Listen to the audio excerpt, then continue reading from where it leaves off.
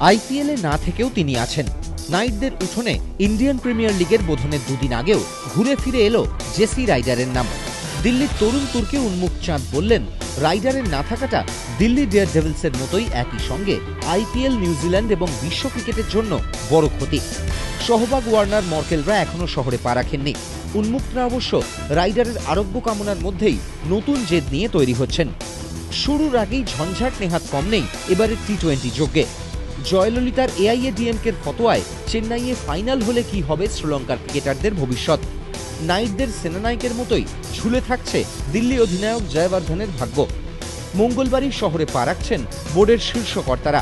সেখানেই চেন্নাইয়ে IPL final নিয়ে জট খুলতে আলোচনা হতে পারে এক প্রস্থ। এখনো পর্যন্ত চেন্নাইয়ের ম্যাচ নিয়ে একেবারে চূড়ান্ত সিদ্ধান্ত নেওয়া হয়নি, আরও কয়েকটা দিন দেখা হবে। তবে এটা ঘটনাই যে চেন্নাইয়ের পরবর্তী পরিস্থিতি কোন জায়গায় দাঁড়ায়। তবে যেহেতু বোর্ড প্রেসিডেন্টের নিজের শহর চেন্নাই, সেখান থেকে ম্যাচ সরালে একটা বিরূপ প্রতিক্রিয়াও থাকতে পারে। তো সব মিলিয়ে সিদ্ধান্ত আমার মনে হয় না এত তাড়াতাড়ি নেওয়া সম্ভব। নাইট শিবিরে অবশ্য এসব নিয়ে ভাবনা নেই। গম্ভীররা নেমে পড়েছেন খেতাব ধরে রাখার যুদ্ধে। ভারতীয় দল থেকে ছিটকে যাওয়া কলকাতার দিল্লিবাসী অধিনায়কের জন্য আইপিএলই সেরা মঞ্চ।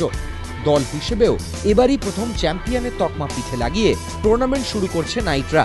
তাই রজত ভাটিয়ার মতো অনেকেই মোটিভেশন খুঁজছেন বিশ্ব ফুটবলের স্প্যানিশ আর্মাডা বা চেন্নাই সুপার কিংসের উদাহরণ টেনে এনে।